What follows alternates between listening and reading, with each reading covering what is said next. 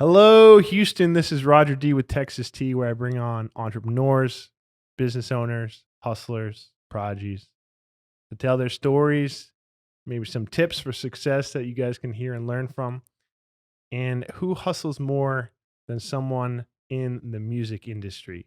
Today's guest, living in Oklahoma for a little bit of time, opened up for Motley Crue, threw down some lo-fi chill beats in 2015. If you can listen to those, Tony Bad, pretty awesome. And now lead guitarist of Rapture, who I had Liz on, who's the lead singer. But today, Tony Bastida. Yes, sir. How you doing, brother? I'm doing good. How are you? Pretty good, man. Pretty sure. good. Just excited I got that mouthful. You got it. You Breathe nailed in. it. That was the third take. Third take. You did it. Third time's the charm, right? That's true. Sometimes it's the fifth. That's true. Sometimes it's like the 13th. 13th, 47th. That's true. For some reason, 47 is one of my favorite numbers. But anyways, quick piece of advice for someone who is in the music industry, who's an artist, and they are like, man, I don't think I could do this. They don't think they're going to succeed. What would you say about picking themselves back up? Well, if you have that type of self-doubt, I guess, and you're feeling like you need to find a re-spark or something that's going to re-interest you in the material that you're working on, it's always good to, I think, take time alone. Maybe go see a concert, by yourself, or maybe put on one of your favorite albums you haven't heard in a long time. Try to re-inspire yourself. Try to reintroduce why you got into this in the beginning, because it's really easy to fall into a hole and into a rut and think, what am I doing, or what's the next step? But if you kind of look at what drew you into it in the first place, sometimes you get really re-inspired. Just like I could look up a Toto concert, or I could even just type in, it could be any show. I could type in the Beatles, Pink Floyd, anything, a live show of a band that was moving to me when I was younger, and something could just hit me and just like, I don't know, just relight something. I'd say try that. Go to a live show, or go see a local band, or spend time with some friends. Go see a movie. That's normally the best thing, to reevaluate what you're wanting to do inside, or get more self-assurance. Yeah. That's one way, or multiple ways, I think, I guess. So basically, find a way to reignite your passion. Yeah, more or less. Yeah, you could. And you mentioned watching old Pink Floyd concerts. Yes. They did this whole thing where they did it in the Coliseum, right? Yeah. That was the coolest thing. A few people have gone there and done some really cool live shows. I don't know if you're familiar with Tame Impala. They're a band from Australia, I believe, and they're really good. And I saw a video of them. They were doing the Coliseum, and you just see shows like that where the audio's really on point. Whoever the engineer was really dialed it in. The show is just really immaculate, and when those things sync up, you can get your hairs sticking up in the back of your neck or on your arm, and you feel that feeling where it's like, that's the reason why I got into this. That's the feeling, like, from me getting it while I'm hearing it, and me also getting that feeling while I'm, creating and performing. And when people get reintroduced to that, it can, it could re-spark something that to just reintroduce you into why I even got into this. It could help a lot. Have you ever had any times where you kind of had to re-spark it for yourself like that? Oh, yes. Unfortunately, I've been pretty down creatively, where you just kind of don't know what you're doing, or what the next step is, or why is this even worth it to you, and is it going to provide enough in the future? And in the end, I'm the kind of person to where things will get kind of chaotic, and internally I kind of panic and worry, and then somehow in the end it all ends up resolving itself. Like, I'll pick up a guitar, I might make up something, I might improv something, or I might even just sit down and just vibe to a song that I know, like maybe Stevie Wonder or something. Like, I think I was feeling down, and I learned the song Overjoyed. It took me it's a piano song, and it took me a few days. I got it, but just the feeling of knowing that I accomplished, learning this song, made me feel good to play along, and it kind of re-sparked something in me. Like, you know what, I still got this. I can still play. Some days you can wake up and just try to do something, and you just can't do it. Yeah. I don't know how to explain it. It's very weird. Oh, I think that's in anything. Music aside, I think people have good and bad days in whatever their Oh, craft yes, is, sir. right? Yeah. Yeah, yeah, Whether it's painting or you could be cooking, yeah. mess up your eggs. I know. Oh, Well, damn. that's all I can make is eggs. So I it's can barely do that. So dude, I'm the worst in cook when it comes to cooking for sure. So you learned an ironic song to battle the unhappiness then, yeah, but when you kind of got to that point, did you ever really doubt your whole career, or were you just doubting the moment and you felt like it was more or less the moment got you? because career wise, I'm not good at anything else, or at least Yeah, that I know of. All I know how to do is, at least to a decent level, is just at least sing and play guitar yeah. and recreate music. But whenever I'm just feeling down from a moment, you know, I'll either just make up a song or I could look up a backing track in like a key that I'm weak in.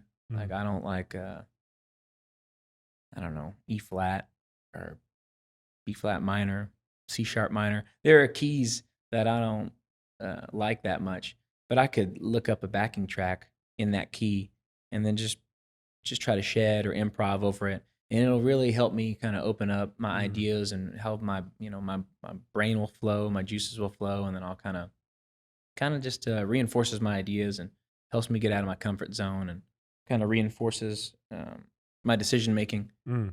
Because the same with deciding a note is just like making a real decision in your life with what you're gonna do Yeah, and what the approach is.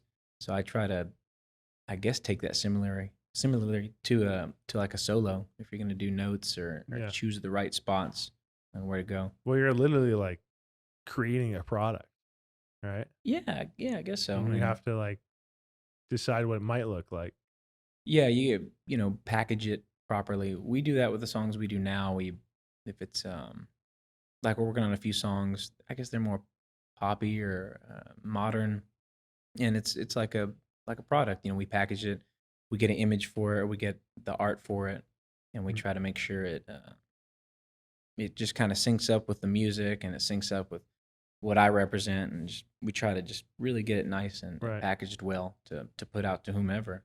So Got you. Got you. So even the visual of it, and I never really thought about this. The visual has got to kind of jive with the whole feeling of the song. Then, yeah, a little bit. I mean, it depends on the artist and if they're working with a painter or somebody who draws yeah. to connect with their art, or sometimes I might be like, yeah, listen to this song and whatever you feel, from it, you draw that and Hmm. we'll see how that, clicks with what we're talking about.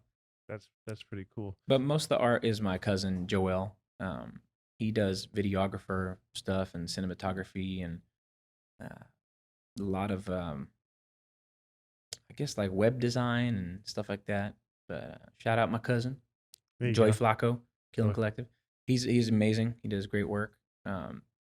Like there was a song I put out called No Rewind, and it Mm, was just about kind of taking the past for what it was and accepting how things panned out, and just there was a line in the song like time flies while I get older. There's no rewind. It's like mm, accepting that what has happened, and we move on and we progress. And when I was explaining that to my cousin, he made a cool art with like a cassette tape, mm. which kind I've of, seen and it those. was Yeah. reversing and Yeah. just stuff like that that kind of, I guess, went with it or complemented it Yeah. decently. But It's interesting that you talk about accepting the past, and I also even heard when we originally started this talking about how you were getting through a little bit of anxiety and things just happened to fall the way they needed to yeah, fall.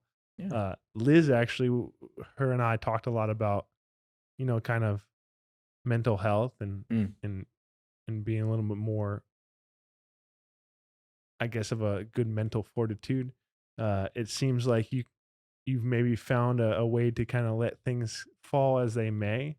Was that yeah. something that you had to find through your craft, or was it something that you had before and it really helped you through your situation? Yeah, I mean, I eventually found it, I guess, through what I was doing. Because when you're just playing and singing stuff and doing stuff, it's like subconscious. I wasn't thinking about what I was saying or doing, Yeah.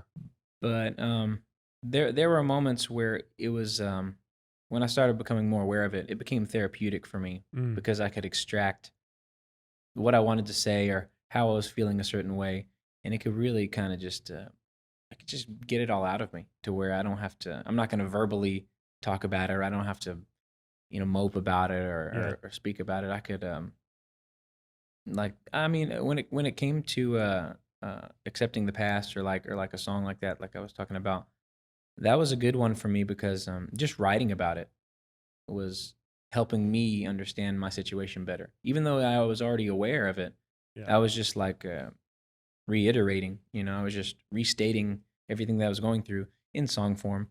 And then I'd be like, yeah, you know what? That's true. And it would help myself help me, just in Yeah. a way where it was just like, yeah, all right, I get that. And I'd break down little methods of what I could move past and what I can understand from my own stuff. Sometimes I just write something and and it has no connection to what I'm doing, or in my life. But but lately, yeah, it's been very therapeutic where the things I write definitely helps me cultivate my mindset and my decisions and like overcoming certain anxieties that's going on in my head. And that's cool. You brought up that with Liz because she's a master at that Yeah. kind of stuff with the mind and like with her emotions. She's got a degree in psychology, so Yep. it's like she's really interested in that world, as am I, which is why I like writing so much. Yeah. Yeah. And I'm big on that too. I don't mean to go down this path too much, but No, no, no you worries. talking about how it just seems like things flow when you kind of get into that rhythm. It's the same thing for me. Completely different industry, not an art. I mean, some I guess would say sales is an art, but I just feel like when you get to that spot, there's a spot you get like a flow state Hmm. where like you're not worried about what you need to say, or in your case, what you need to play. It just Right. comes out. Yeah, it just comes out naturally, and it creates this motion to where time flies by really quick when you're I doing know. that because you're really feeling it, and because you're so in sync with whatever you're doing, whether it be sales or whether you're painting Hmm. or driving a car and in a race, it's like Yeah. that time flies by real quick. Like we do 3 hour shows, and if I'm in that motion and in that flow, all of a sudden we're in the last set and we have three more songs, and it's like That's we're already awesome. done, and it's like dang. And it's just like complete joy Oh too. yeah, I can only Yeah. imagine when you're sealing the deal on a sale, or when Yeah. something's like just in the pocket and you got it, and it just Well, it's crazy because it's it's not even it gets to the point where it's just I'm so happy to just be talking to this person. yeah, It's just I can crazy. feel Like I that. got this opportunity to talk to this person. You're talking about driving a car. Uh, I forgot the guy's name, but he was the driver for I think Formula One Mercedes. Okay, But he was saying how he'd get so into the zone. People kind of thought he was a little crazy, but he gets so into the zone, he felt like he was watching the car from above. yeah, like outer body, Yeah, like he was like, I was just he was the car. we know. Yeah, I know what you mean. It's a matter of it's like you physically put yourself Yeah, in what you're doing, that you become the matter of that. It's like yeah, he's not separated. It's not man and machine. It's like he is that exact machine yeah, performing at the same time. That's a pretty cool thing. I like that kind of yeah, stuff. yeah. Not to get too trippy, No, but no, like you're saying, you're getting part of the matter. It's like if you really think about it. I love how I was like, I'm gonna bring on Tony so we could talk about music, and then we're talking about this. I'll talk about But anything. Yeah, I'm that's what's down. up. If you think about it, like like space, the space between me and you is just Yes, like relative, right? yes. Or like this table, like if I'm like right here looking at the table, right? Like Mhm, this is I'm defining it. I'm looking at you as Tony. But mhm. if someone's, at that building outside over there, the way they're seeing it as just this other building with everything together. Right. Yeah. Word. Yeah. It's just crazy. I So can dig that. yeah, it's wild stuff to think about. Yeah, I talk about that stuff all But the time. anyways, I'm probably this is where I get to the point where I probably lose people. No, not at all. I talk about a lot of stuff like that a lot. Not documented, but I talk about matter and how we're like. I believe that we're all interconnected in a way to where Exactly. there was a good example from a show that I watched. It was an Australian show. Something about me with Australian bands, Australian shows. Um, and this guy it was just a TV show. TV show. I think it was called Mr. In Between. Mm. It's about a dude. Has nothing to do with what I'm talking about. But the guy's brother in the show, he talks about how we're all matter. He talks about if we, when a piece of wood is on fire, it's still wood, and when it's being burned, it turns into ash. It doesn't technically die; it just takes another form. Mm. So he was talking about how like when we pass away, we don't technically die; we just take on different form of Yeah. matter. How we're all matter, and that we could pass away. We're just gonna take another shape Yeah. physically, and that we're not gonna really be. It's just like that wood.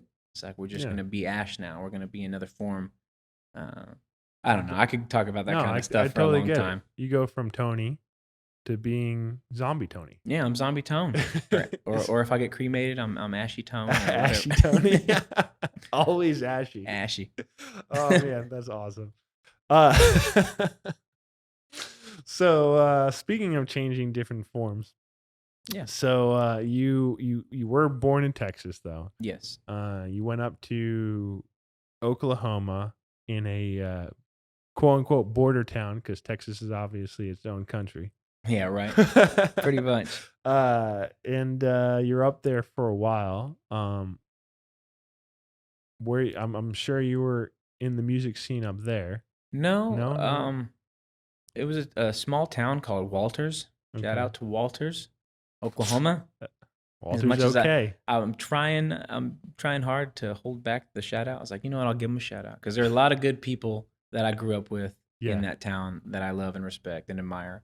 Mhm. And that I think my situation in my life at that time, it wasn't the best growing up there. So I Mhm. take those situations and then I say, oh, that place is bad. But it Mhm. wasn't that it was bad. It was just my time there was bad. Yeah.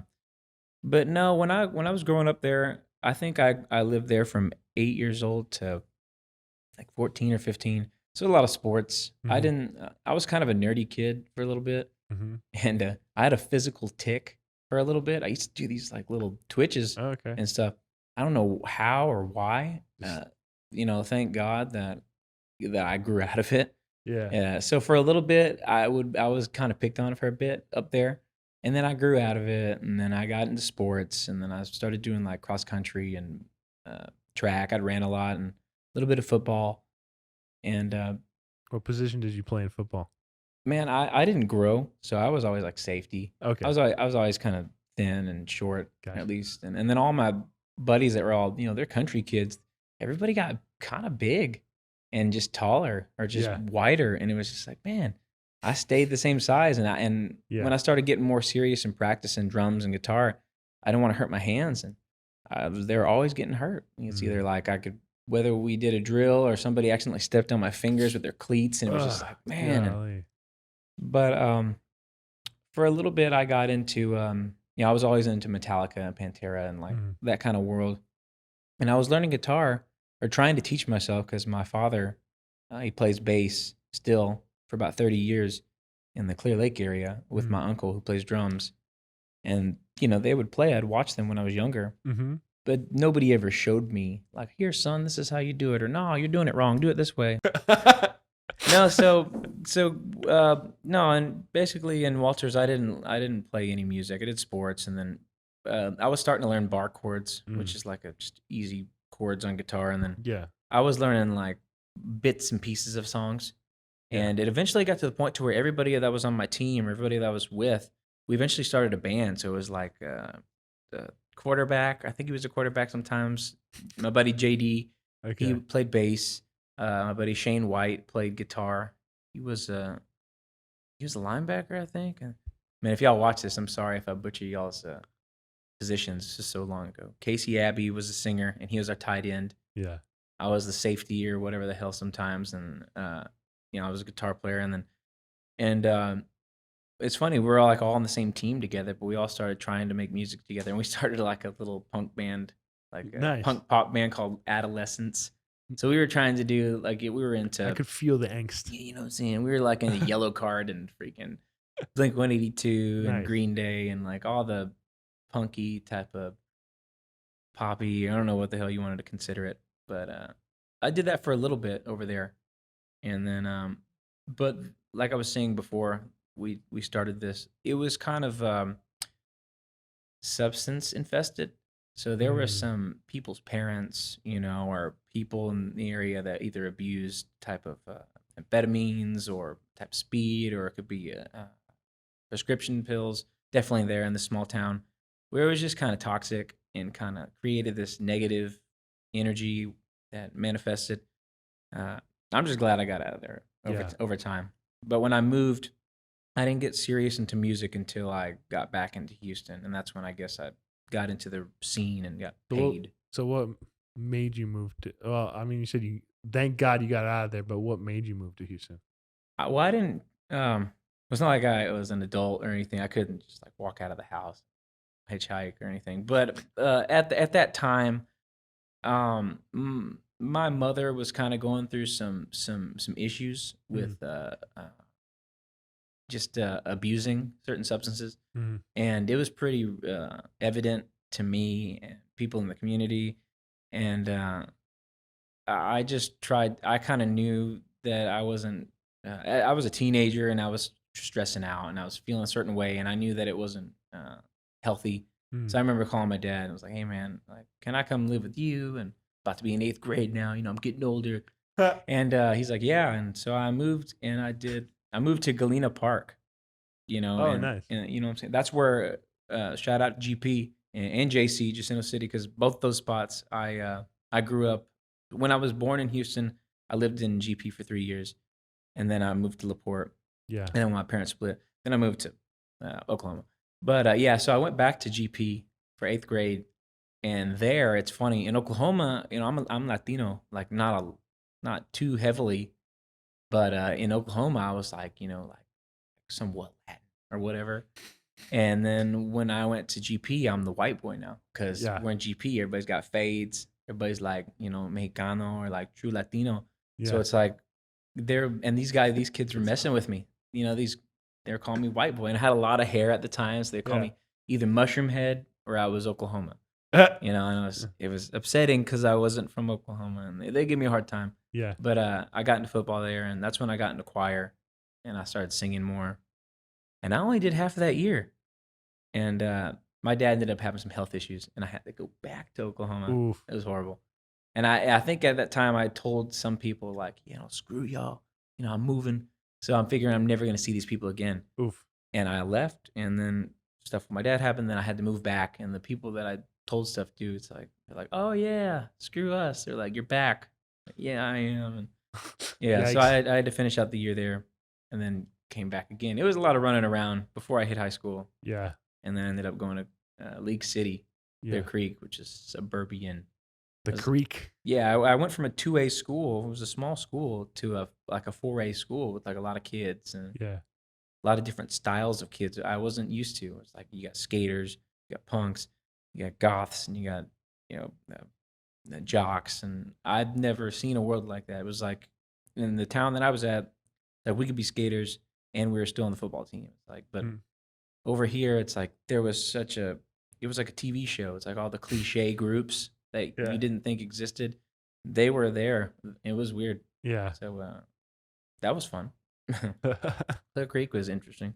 Yeah. League City's interesting. I don't know if you've been over there, but Yeah. it's suburban and Yeah. Yeah. it's a pretty decent area. Yeah. Shout out LC and all you spoiled kids. That's funny. Yeah, actually, we had Mel on here who was in League City for the League City Dog Park, and it's kind of Oh, funny. cool. It's kind of funny that they're so set in their ways. It was an absolute battle Mm, to get a dog park. it's Just- crazy, yeah. It's crazy, crazy. So they don't have a dog park there? No, they do. They do. Yeah, I didn't yeah, know they yeah, did. Yeah, they're going on their second one now. Oh, okay. So it was a big battle with the local politics because, as I understand it, they usually only had funding for parks if it also involved kids, but they're like, just for dogs? That's ludicrous. They're like, screw those animals, man. I know. They need to run around though. Yeah, like animals. exactly. Animals are the best. Yeah, cool. So, so you settled down a little bit, not necessarily by choice. Yeah. And I'm guessing at some point you picked back up into music. Yeah, I mean, Over time in the summer, I would visit my dad a lot from going back and forth to Oklahoma Mhm. and Texas. And across the street from my grandmother's house is where my dad was staying at the time. That's on the East End. Mhm. Shout out Edo. Uh, I'll be All the giving shout all the outs. shout outs everywhere if I can remember. Um, no, I just remember, GPLC yeah, Edo. GPLC, Edo, Oklahoma. I'm just playing. But no, so I would be skating, and then across the street where there was this kid who was skating too, and that's when I ended up befriending my good friend Anthony Cruz and Yeah. his cousin Brandon Galvan, and we started a metal band called Metavenge. Yeah, we were like Metal's Revenge. It was Yeah, they yeah. had already had the band before I joined, and they just came over, saw me skating, and it was like, "Oh, you skate?" I was like, "Yeah." And yeah, we play guitar and we like Metallica and metal. And it's like, oh, dude, I like Metallica and metal too. So it's like, Perfect. let's link up. And we would just play parts of songs. And it was just there was no bass player. It was just Brandon on the drums. He was like 15, and Anthony and I on the guitar. We were like 16, and we were doing like Blackened. I don't know how familiar you are with Metallica songs, but doing that and Fade to Black and just all Metallica songs. Maybe like Domination by Pantera and maybe like Wrathchild, Iron Maiden, and just a bunch of thrash stuff. And we Yeah. had originals, and I started doing that for a long time, and it got to the point where it gained traction with them. We won a battle of the bands at Fitzgerald's, and there was no bass player. We only had the three of us. Fitzgerald's. Yeah, it was downstairs, and we Okay. won. That was like the only time I played downstairs. It was like a whole thing. It was like, dude, we gotta make it, and then once we start getting good, we'll be able to play upstairs. Uh, It was like because there was a downstairs and upstairs, right, and it's right, like right. if you're upstairs, I guess you're And I don't you know were part of one you of the s- better you bands said or you were 16 at this point. yeah, we were like So how do you 16. book a gig when you're in? We weren't booking it. So Anthony, the singer guitar player, and his cousin Brandon, obviously they're related. So it Mhm. was Anthony's father and Brandon, the drummer's mother, that were brother and sister. Yeah. So they kind of did the booking and just kind of did all the stuff and set it all up. And Mhm. they were really driven by their kids because they were really good. Yeah. Like if you ever look us up, for us being that age then, it's like I even toot my own horn on that because I was like, man, we did sound pretty damn good at that age. Mm. Um, we didn't realize it, but so back then we opened up for a bunch of '80s groups. Don Dokken, I don't know if you know these groups or not, or we did Crew Fest 2. I think Drowning Pool was on there. Okay. Theory of a Dead Man was on the bill, and we just ended up opening for a lot of bands and doing Scout Bar and Warehouse Live and the Meridian when it was the Meridian, Mhm. House of Blues. And we did that for a long time. Yeah, Scout Bar is a Clear Lake mainstay for sure. Oh yeah, yeah. We went there for a lot and did a lot of shows. And then it was just originals. It didn't get to the covers until I have a daughter. I have a beautiful little girl. She just turned 9, Oh, wow. and That's her cool. name is Adeline. That's an And awesome name. yeah, yeah, my grandma helped with that name, but yeah. So it was I had her young. I was around 19. So by that time when I was gonna have her, that reality kind of started kicking in towards Yeah, like, what am yeah. I gonna do to provide, and can I only do this, and it was just kind of like an awkward thing because I was young and I had a little ego, and I didn't know what the hell I was doing. Yeah. And it was pretty cool though because I ended up joining a band called Trip to Cassidy, and I started learning more covers. It was like Rage Against the Machine, Deftones, Nice. Chevelle. We're doing Marvin Gaye, Pink Floyd. It could be anything, but it was mainly a lot of alternative stuff. And I did that for like 5 years, and I kept playing in that band for a while. And then one day, I think the drummer I was with, he used to play with the Cumbia Kings. His name was Robbie Demoral. Shout out to Robbie. I mean, shout outs all day. No, he was with the Cumbia Kings, which was like Selena's brother, AB. He like plays the bass, Okay, cool. and uh, I liked the Latin world, but I wasn't as exposed to cumbia and like salsa and all this stuff. So like eventually, I got part of Rapture and had a keyboard player in the band. His name was Henry, and he used to play with the Cumbia Kings too. And I eventually joined his band where he played bass and keys, me on guitar, and then my buddy Josh on drums. And then we had a different vocalist. And from then, I learned a lot of Latin music. I had to learn a lot of salsa, a lot of cumbia, Mhm. some bachata, and it was new for me because, excuse me, I only did heavy stuff, or I'd sing and do other stuff, but I never did Latin music. Mm. Excuse me. And yeah, when I got with Rapture, that kind of changed my approach culturally, I guess, as a musician, because I just learned different styles of music. And then thankfully, yeah, we over the line they switched vocalists, and then they tried out Liz, and then I met Liz at a gig. Yeah. Oh my god, yeah, which was awesome. She joined the band. I think I'd already been like a year or two in, and we played in Rice Village, and Okay. I don't know if you know where it used to be called the Gorgeous Gale. I don't think it's there anymore. It used to be across the street from the Baker Street Pub, Mm. and yeah, one day she was trying out. She was coming to do her first gig there, and then that's how that started. She joined the band, and yeah, it's funny from all those years. I didn't do a lot of bands like a lot of musicians do. It was just the metal band, Metalvenge. this Metavenge, Trip Metavenge. to Cassidy, and then it was Rapture, and then that's been it. And then eventually I started Tony Bad, but I think that's it. Yeah. Yeah. Yeah. So that's pretty much it. Hey man, that's what's up though. When did so Rapture was when? Well, that band has been around since like 90 something. I Oh was like 2 wow. years old when that band had been around. Wow. So I joined Rapture, I think, in like 2016 or 2015. So I've been in the band for about 5 or 6 Mm. years, and I think that band and the name had been around because the dude Henry, it was like his thing with the booking agent that books us. His name is Dennis Lang, so Mm. he's the one. I guess it was their thing, Okay, I get and you. I was just one of many lineup guitarists, and they'd went through multiple lineup changes. Yeah. So I'm like season 30 or whatever of Season 30. however many seasons they've had. Yeah, I'm like the final season of Rapture, but it's been fun. It's been Nice. cool.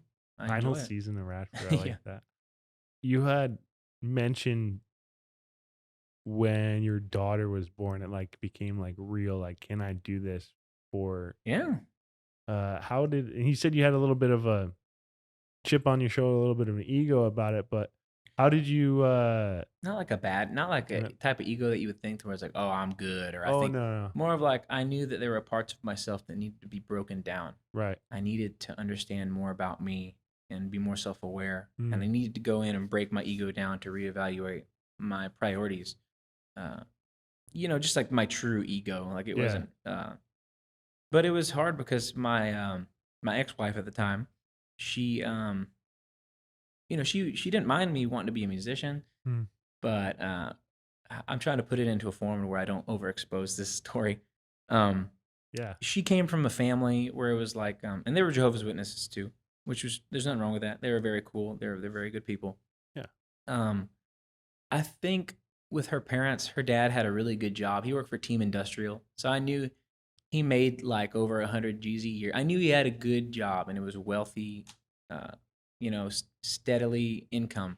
And the mom didn't really work, and I think she did stuff with like essential oils, and like I Mm. knew a lot of families like that where dad had a really good job at like Dow or Team Industrial or somewhere, some chemical company or whatever, somewhere nice, and he made 6 figures, and Yeah. mom didn't have to do anything, and all she had to do was raise the children and cook and clean and whatever. Yeah. There's nothing wrong with that, The and oil if you town if American dream. yeah, if you want to do that, that's fine. And she wanted my ex-wife kind of wanted to do that. She didn't really have in mind that she wanted to, I don't know what she really wanted to do. She kind of wanted to be a stay-at-home mom and I was kind of terrified. I was like, well, I'm not making enough money doing the music thing, and at the time I wasn't, because I'd make probably $100 a night. So I'd play Friday and Saturday. Mm. That's like $200, and I worked at a cabinet company, and it was very short lived.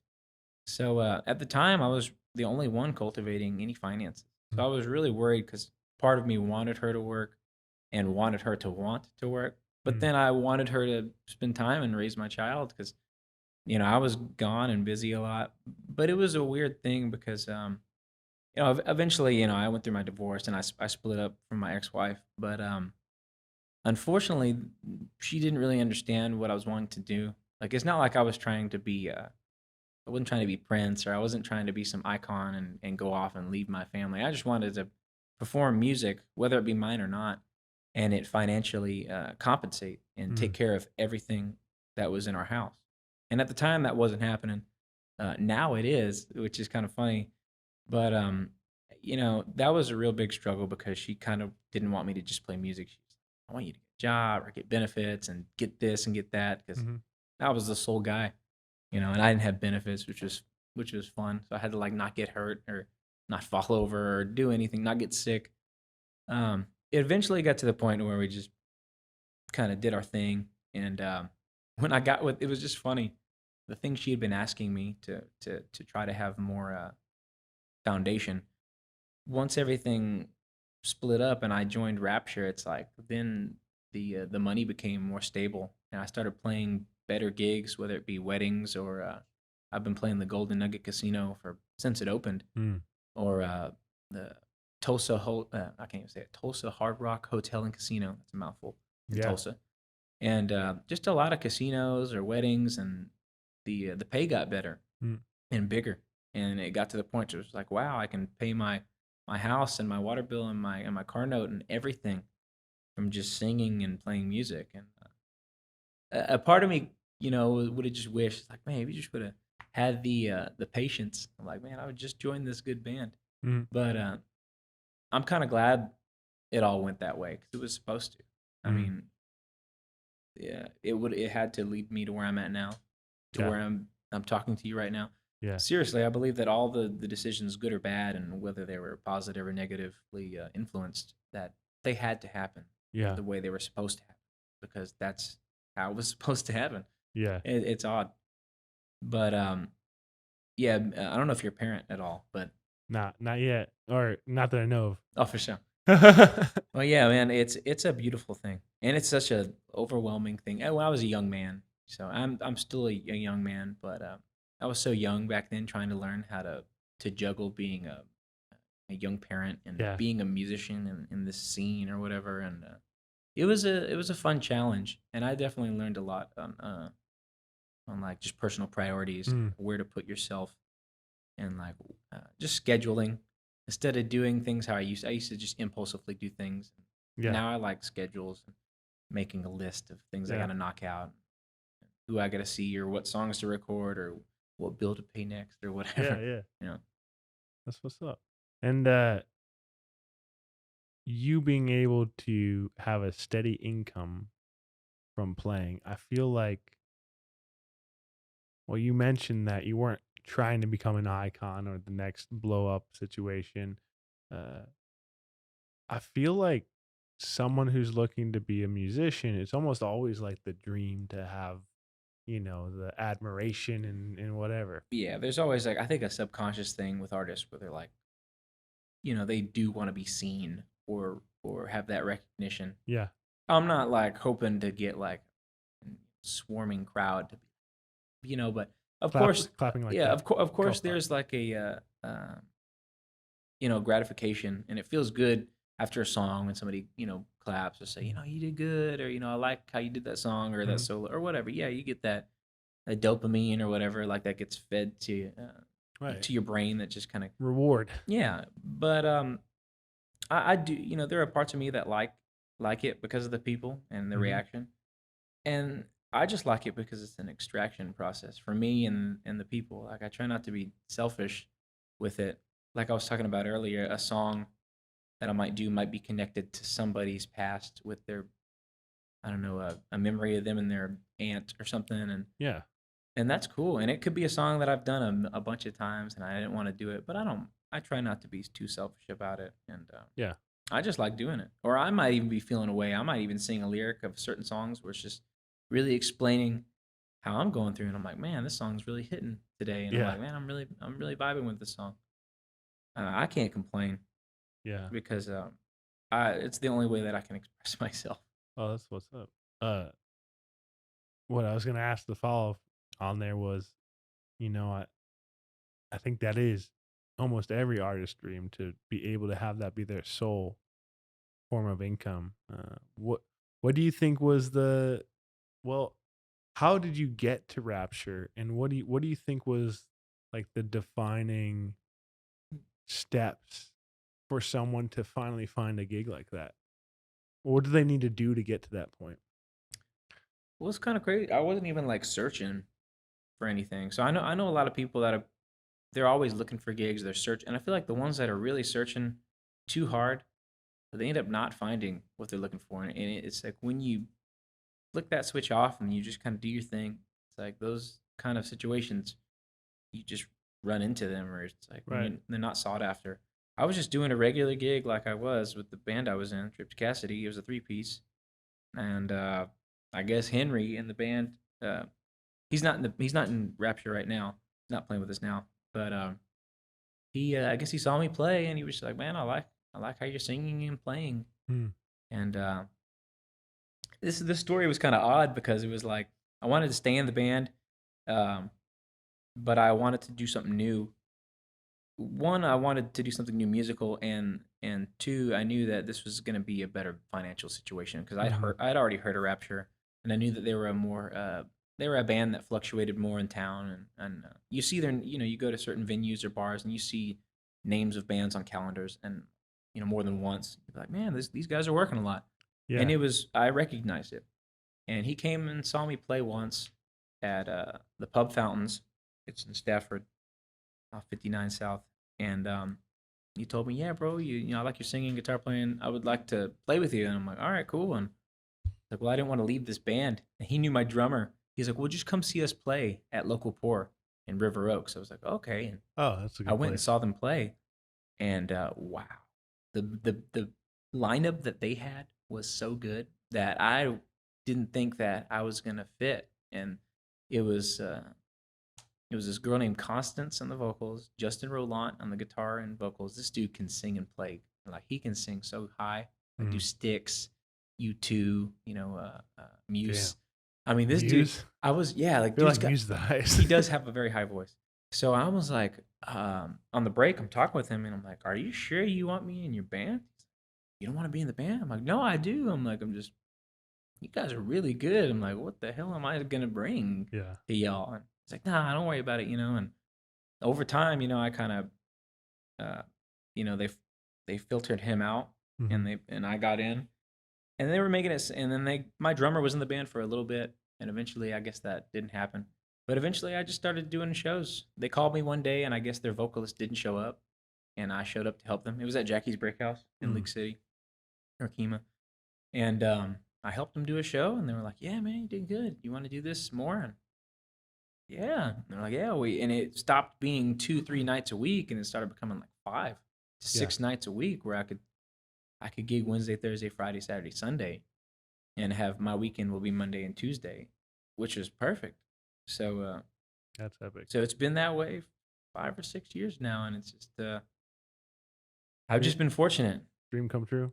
Somewhat. I mean, I've just been strategic, I think, for whatever I get paid or stuff. I just save up a lot because I don't, we're musicians. We don't have insurance. So, Yeah. and Liz is from Mexico. So, just in case you guys are wondering, we drive 5 hours to go see a dentist. So, I go to Mexico. I go to Mexico for any, thankfully nothing health wise is like hit me too hard. Mm-hmm. But if I need to go see a doctor or go to a dentist, we go to Mexico. It's so weird. Yeah. So being a musician has paid off to some degree, but the real the realist in me is like, well, I need some insurance or I need a like something. Right. So we always wonder the older that I'm getting, I'm like, what am I gonna do if something happens or like I don't want to drive 5 hours if I break my hand or if something happens or Right. Right. Right. but yeah, Yeah. go. That is an interesting thing that I literally have never thought of. We didn't think about I didn't think about it until I got older and I was like, man, insurance, that's a thing. And I was like, oh man. But thankfully we 5 hours isn't a long drive for Mm-hmm. me. I just got back from Maine. I drove 33 hours. I was seeing the travel all the way up. Yeah, we drove 17 states. And That's crazy. yeah, I mean if I 33 hours, it's like after that, it's like, yeah, 5 hours. Nothing. Yeah. I don't How did mind. you like the Northeast? It's beautiful. It was my first time going, so I've only been as far as to New Orleans. So Mm. once we got there, then Mississippi and Alabama, and what is it? Georgia and Tennessee and Virginia, West Virginia, Maryland, Mm-hmm. Pennsylvania, New York, Connecticut, Massachusetts. It was awesome. For me, and for her, she'd never been to that side. Neither have I, and she was beautiful. The colors, everything's beautiful, and Yeah, yeah. just the water. I finally got to have some lobster. Never had Nice. lobster before, so Never had lobster before? never. I never had lobster in my life. There's lobster down here, right? Yeah, yeah. Uh, I just never had it. So I yeah. decided to get Maine lobster because they're Oh, always yeah. talking Of about it. course. Of course. Like the thing is lobster and they have blueberry fields. They have a lot of blueberries very cool. out there. So Very but cool. yeah, the 30 something hours of driving I don't mind driving to Mexico anymore now. Yeah. It's like, and you get to live like a king out there. It's like you can unfortunately because their economy is kind of it's not the best. So it's like an American dollar is either sometimes 18 to 21 pesos. So Wow. it's like I could feed a family of 8 and it'll probably cost about 40 American dollars, which is cool for Yeah. me. It sucks for them. Yeah. It's really bad for them, but I can take them out to the movies and it won't hurt me too bad. That's awesome. Yeah, that's what I like about going there. That's Shout out to cool. Matamoros. Yeah. That's All the shout outs. where I go. I go to Matamoros a lot. That's what's up. So insurance is a key thing that musicians need to think about. Have you heard it? Not to like continue to harp on that, but No. like, has anyone else in the industry found a good way to substitute I that don't problem? I don't believe I've even spoken to another musician about it. And those that I know a lot of musicians that have really incredible homes and like that's all they do. And No. I think some of them have insurance. They're just paying full price or like with their Oh, family, yeah, them and yeah. their wife or but I haven't really had this talk with other musicians. I Yeah. need to ask them. That would be interesting. Yeah, like, That'd be hey, interesting. any musician homies out there, who's doing your insurance? I would assume it's just I need independent. it. I'm independent, honestly, too. So I mean, I haven't. I didn't really think I'd need it until unfortunately I got kidney stones. Oof. And yeah, I woke up one day and I passed one before, just randomly. I was just randomly going to the restroom normally, and out a stone came. Didn't feel nothing. It was okay. nothing. It was just Nothing. like, what the hell was that noise? It was like, I was like, what the hell is this? Yeah. And it never happened for years later. And then one day I woke up and like I was just pale white and I was sweating and I don't know what was wrong with me and like I kept wanting to like just lay on the ground. I was just in such Oof. excruciating pain. And I just was everything was irritating me, like Yeah. breathing. I didn't want to breathe. Everything was bothering me. Yeah. And Liz took me to the ER Yeah. and I'm still paying off that visit. Yeah, So, man. I'm The still year paying. is no joke. Yeah, it was That's for horrible. sure. Yeah, so I hadn't had any serious situations, but yeah, I'm still paying off my visit from the kidney stone visit. They just charged me they gave me morphine twice, and then they let me sleep for like 6 hours, and then they kicked me out pretty much, and they're like, "Here's a bill for $1,200." Man, really? Wow.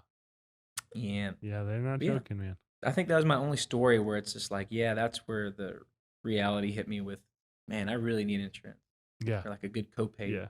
All I'd have to pay is $20.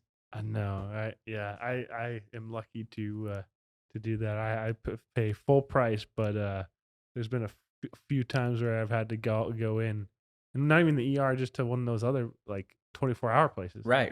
And they're Well, this was one of those 24-hour places still, and Oh, wow, they okay. charge the hell out of you.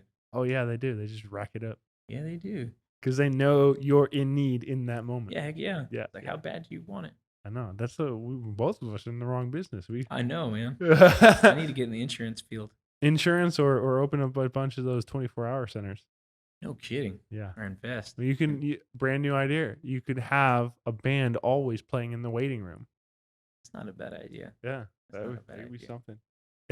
and just like a full bar. No, that's too much. That's probably not the You right need to get the right the license. right message. Yeah, right. But that's what's up, man. Few other random questions. I actually asked Liz the same question. Yeah. I've been trying to find an easy segue, Okay. but you made me think of it because you mentioned Muse. I was actually singing along terribly to Madness by Muse this morning. Yeah. Yeah, and there's that part at the Yeah. at the very end where he like really hits it near the end, like really cranks it up. Which part? When he goes, some kind of madness. when he does the madness part? Yeah, Or? yeah. I think at the very end when he goes way higher. Oh yeah. Yeah, there you go. There it is. Yeah. Yeah, where they're still. Yeah, I know the part. Yep. He's got a cool voice, man. I don't know Yeah. his name, but he's got a beautiful I voice. forgot his name. Someone once told me if you really listen, he breathes a lot into the microphone. Yeah, there's a lot of falsetto, so he definitely breathy. Yeah. And they're a 3-piece too. Very loud, powerful for a 3-piece. Really? Yeah, I think it's just him, a bass player, and well, probably for their live shows, maybe they hire extra guys on keys or something. I don't know, but I think it's just 3 of them. Yeah, they're a really cool band. But anyways, what's your least favorite song to sing? When you get it requested, you're like, thank God this is maybe gonna make someone's day because I hate it. It used to be stuff like Tennessee Whiskey and Despacito. Well, Liz has to sing Despacito. I don't have to. Yeah. I'm just doing background vocals. Yeah. I know that was one of hers. I would say Tennessee Whiskey, but to be honest, Old Town Road is definitely up there. Yeah, I'm gonna take my horse. Oh yeah. You know, the I kids, like how you really did that. the kids really like that song though. Like we could Yeah. play a festival, or we could play somewhere where there's just children, and we start playing it, and they're, yeah. But you know, Headbanging kids. they like the song, and the lyrics are just like, oh man. I get burnt out from certain lyrics. You know, like the lyrics in that song is just like. Not lean all in my bladder and stuff, and cheated on my baby. You can go and ask her. I'm like, you're promoting infidelity now, kids. I mean, lean in the bladder. I'm like, all right, we're from Houston. Yeah. I can take that. A little perp in the system never hurt nobody. No, I'm just playing. Don't drink permethazine. Definitely hurts kids. So yeah, no don't kids. don't drink lean, kids. No, unless you got bronchitis. You know what I'm saying? Yeah. You know, you don't need any Sprite. Isn't that funny how it is? Don't take these drugs unless it's prescribed. Yeah, unless you have a bronchial infection. Yeah. But yeah, I'd say Old Town Road definitely up there with Tennessee Whiskey, those two. Yeah. But definitely Tennessee Whiskey. They always ask for it. You've said this multiple times. You're really no, what am I doing? I'm like starting it in my brain. Yeah. You got it going. Yeah, that's definitely one. You ever? I don't know why this made me think of it. Have you ever changed up the lyrics on purpose? Well, oh yeah. Sometimes I throw in words on purpose that sound like the word, and not for that song in particular, but I'll say stuff and that nobody. Man, it's what's funny some wild things you've said? I'm trying to think. Man, I don't know why I can't even think of any. It's always when the song and the word is said, then I think of it. Me and my drummer are always like on stage by ourselves saying really silly stuff. Josh, I'm trying to think. Oh yeah, so like we just I'm not, man, I'm worried to say some of these. Like Cake by the Ocean. There's a lyric in there like, not so serious, girl, why your feet cold. Yeah. And like me and my boy will be like, Nazi serious. Like we'll sneak in words. I do not condone the behaviors of white nationalism or Nazis. So please don't take that seriously. Yeah. But yeah, we'll say stupid stuff like that. I'm trying to remember, or like in Bitty Bitty Bum Bum, Liz is like, me cannot see. So I'll be like, I cannot see. I'll be like, me cannot see. And me and my drummer do it. But man, there's a few where I really sneak in on the mic and nobody knows what the hell I'm saying, and I wish I could remember and I can't. It's bothering me. It's okay. But there have been times where this at the Golden Nugget, this one guy, he was pretty inebriated. He gave us like $600 or $700. Like a few of it was in chips and the rest was cash. Yeah. And he was like a big. He looked like a ranchero looking guy. Like he had this cowboy hat. He's like, hey, come here, man. He's like, I want you to sing Tennessee Whiskey, but I want you to sing it to my wife. And I was like, oh, okay. He's like, but I want you to change the lyrics instead of Tennessee. Look at my tattoo. And I was like, okay, what is it? And it was a tattoo of watermelons. Yeah. He's like, look at my boots. I was like, okay. And it was watermelons on the boots. Like, okay. He's like, I'm a watermelon farmer. I was like, oh, cool. Awesome. I want you to mention watermelons in the song. And then I want you to sing to my wife. I was like, oh, okay. So then we did the song a couple times, and he's like, keep going. He keeps pulling 100s. He's like, keep going. We're like, all right. I was like, y'all keep playing. I put the guitar down, And I sat down, to look at his wife. I'm like, you're very smooth. It's like, now mention watermelons. Watermelons. I was like, I don't know. You're as sweet as watermelons. I'm like, I already said watermelons, but he was like, mention watermelons. So I was just mentioning watermelons in that song. It was super cringy because he was like, I would be like looking away, trying to sing. I'm like, hey man, no, look at her. I'm like, okay, look at my wife in her eyes, bro. And I was just looking at her eyes, just like, all right, I'm singing to you and not them. And it was so weird. And I'm sure the rest of them remember that day. That was one of the times I had to change lyrics. Yeah, That was hilarious. That's special. Yeah. Yeah. Or what's another one? Mustang Sally. Okay. Sometimes you can say must bang Sally and you can't, Yeah. Don't listen to me. I'm a very silly individual. I don't say, I'm not very serious. Buy the book. Always buy the book. Yeah. Speaking of Golden Nugget, I know it got hit pretty heavy, but yeah, it did. We drove by Lake Charles on the drive back because we had to come down I-10, and it looked really messed up. I feel really bad, and my condolences and nothing but positive energy to the people in Lake Charles because they were hit pretty bad. I know. I remember I was moving my mom down from Connecticut, actually, not too long ago. Yeah. We did 29 hours, and we went through that area, and it's rough, man. Hoping they get back on their feet for sure as soon as possible. Connecticut, man, they have the highest property taxes, I was told. Yeah, they somehow Connecticut made their state worse. That's crazy. This is just insane. It's a beautiful state. I mean, where I drove, I was just driving through. I was near Samford or something, or there's a lot of Fords. There are a lot of Fords. Yeah, I was just coming through the border of. We were just leaving New York City, and there's a buddy of mine. He's a touring guitar player for a particular artist. I don't want to put him on blast or anything. Yeah. But he tours with this really good artist, and he was like, "Man, I hadn't seen him since California in January." He was like, "If you're ever in Connecticut," which I'm thinking, when is that ever going to happen? Yeah. Give me a call, and I let him know I was in town, so I got to catch up with him, and he was telling me about the property taxes, and he was like, he's like, I spend a lot yearly on property taxes. He's like, I just sold my townhome. I'm about to move. He's like, I can't live here. It's just too pricey. Connecticut is. And it's cold in the wintertime. It is very cold. There's not a ton of good things about Connecticut. Really? Not a ton of good Interesting. Things. But I think when you live there for a while.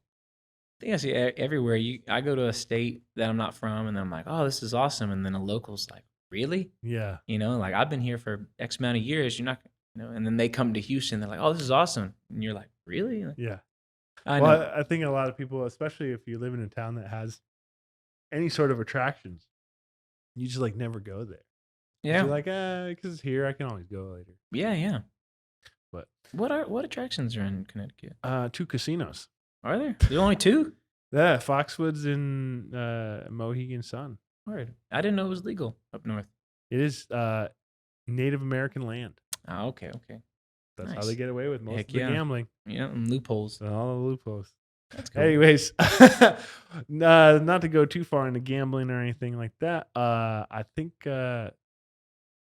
we'll end it here, man. Sounds good. I've asked Liz before. Where can we see Rapture play next in the coming months? I have no idea. No idea. Okay. You can pretty much just check our Facebook page. It's Rapture, a musical journey, and Liz kind of keeps up with the scheduling and just put where we're at. And if you just check that out. You guys on Facebook as always. Yes. Yeah. Facebook's I guess like the more predominant one with that band. Yeah. And then Tony and Liz as well. Yeah, we started a page for her and I for the duo stuff that we do for our Tony and Liz page. That's cool. And then I have the Tony Bad, BADD, if you want to check out any original music on pretty much any musical streaming platform. Check them out on Spotify.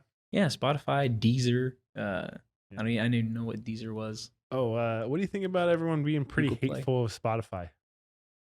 Are they being hateful? I don't know what's going on. I guess I'm so behind. The CEO is worth like $2.5 billion or something, and just hire like popular artists are just pissed off because the amount of money they make per play is insane. Right, the plays are low. Yeah, they're low. I mean, I don't get it.